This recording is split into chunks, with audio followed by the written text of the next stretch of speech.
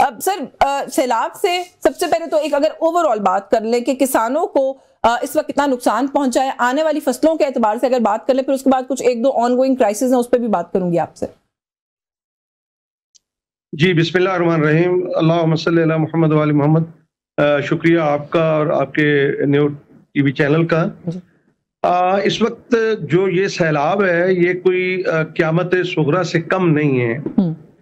मैं आपको बताऊं कि लोग कसमपुरसी के आलम में हैं और आप सियालकोट से लेके नारोवाल, पसरूर, कसूर, गुजरांवाला डिवीजन, लाहौर डिवीजन और अब मुल्तान डिवीजन, फैसलाबाद डिवीजन, आप ये छंग ले लें, शोरकोट ले लें, ऑनवर्ड इस तरह। और अब वो सैलाब जो है मुल्तान में तबाही फैला रहा है, मुजफ्फरगढ़ में फैला रहा है और ये मेरे ज़िले रहीम यार खान तक रात तक पहुंच जाएगा, कल तक। तो किसानों को तो बेइंतहा नुकसान हुआ है। किसानों की फसलें डूब गई, किसानों की अमवात हो गई, किसानों के माल मवेशी बह गए, किसानों के जो ट्रैक्टर्स हैं ट्रॉली समेत वो पानी में बह गए, ट्यूबवेल्स जो हैं वो खत्म हो गए, उनके घर मसमार हो गए, उनके बच्चों के सर से वो जो छत का साया है वो छिन गया और उनकी फसलें जो हैं वो तबाह हो गई, जहां पे उन्होंने अरबों रुपए जो इन्वेस्ट किए हुए थे।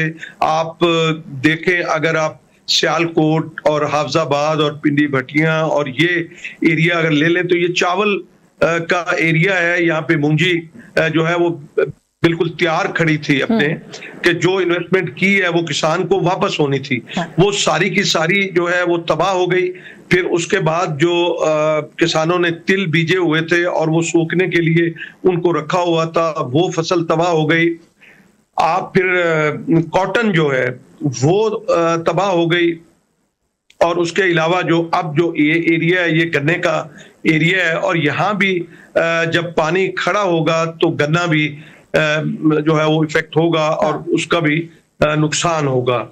ये तो इतना बड़ा नुकसान है कि हमने असल में सीखा कुछ नहीं। हमारे इदारे इतने कमजोर हैं, यानी हुकूमती दावे ये हैं कि जी इतने लाख लोग जो हैं वो रेस्क्यू कीजिए। देखें, ये हुकूमत की जो डिपार्टमेंट्स हैं उनमें कैपेबिलिटी नहीं है, ना उनके पास वो मशीनरी है, ना उनके पास वो इक्विपमेंट है कि इससे नबरदाजमा हो सके। वो एक एडवाइजरी जो है वो डिपार्टमेंट्स हैं जो बताते हैं या वो स्पीकर पे ऐलान कर देते हैं कि जिस तरह वो पंजाबी में कहते हैं ना कि जागते रहना और साढ़े ते ना रहना, यानी आप निकल जाएं, ये बस्ती छोड़ दें वगैरह वगैरह। आप देखें कि 2022 के अंदर भी बड़ा सैलाब आया और अक़वाम मुत्तहिदा ने रिपोर्ट किया कि 10 अरब डॉलर की जो है वो फसलें तबाह हुई और दीगर नुकसान हुआ। तो आप अंदाजा कीजिए कि उससे हमने क्या सबक सीखा। हमने कोई डैम्स नहीं बनाए और हमने अब उसको सियासत की नजर किया।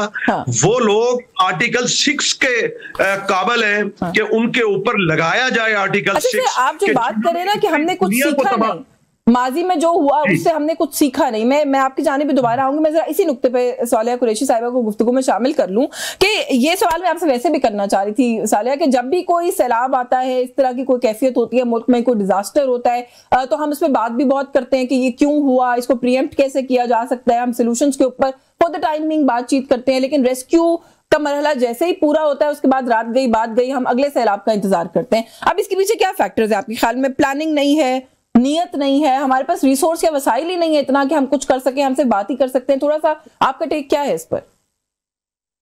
Thank you so much for inviting me.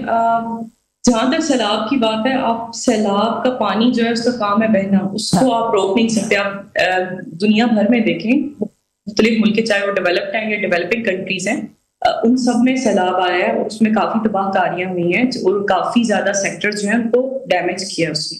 लेकिन ये आपकी प्लानिंग होती है, आपने उसको मैनेज कैसे करना है। सपोज अगर आपकी गर्मी आती है तो आपने उसमें आपको एडेप्टिव मेजर क्या चाहिए, आपको कोई पंखा एसी चाहिए, ठंड है तो आपको हीट चाहिए। तो इसी तरह सैलाब को आप रोक नहीं सकते, लेकिन उसके अकॉर्डिंगली आप ऐसे प्लानिंग या ऐसे एडेप्टिव मेजर्स ले सकते हैं कि जिससे आपको कम से कम नुकसान पहुंचे, आपकी ज़राअत को, आपके किसानों को, आपके बाकी जो इंफ्रास्ट्रक्चर है उसको कम से कम नुकसान पहुंचे। लेकिन आपने देखा होगा पाकिस्तान में बदकिस्मती से 2010 में भी सैलाब आया, 2022 में भी आया, और काफी ज्यादा हमने इंटरनेशनली मीडिया पे भी और लोकली भी काफी बताया कि इतना नुकसान हुआ है, लेकिन हमने उन चीजों से सीखा नहीं। और काफी जो सूबों में बात करें तो जिधर सैलाब पहले आया और वैसे ही दोबारा वहां पे तामीरात दोबारा की गई। तो आपने अकॉर्डिंगली चलना पड़ता है कि कैसे आपने फ्लड रेजिलिएंट इंफ्रास्ट्रक्चर डेवलप करना है। जिस तरह आप बांग्लादेश में देखें, अगर वहां पे फ्लड आता है तो एलिवेटेड हाउसिंग का स्टाइल है।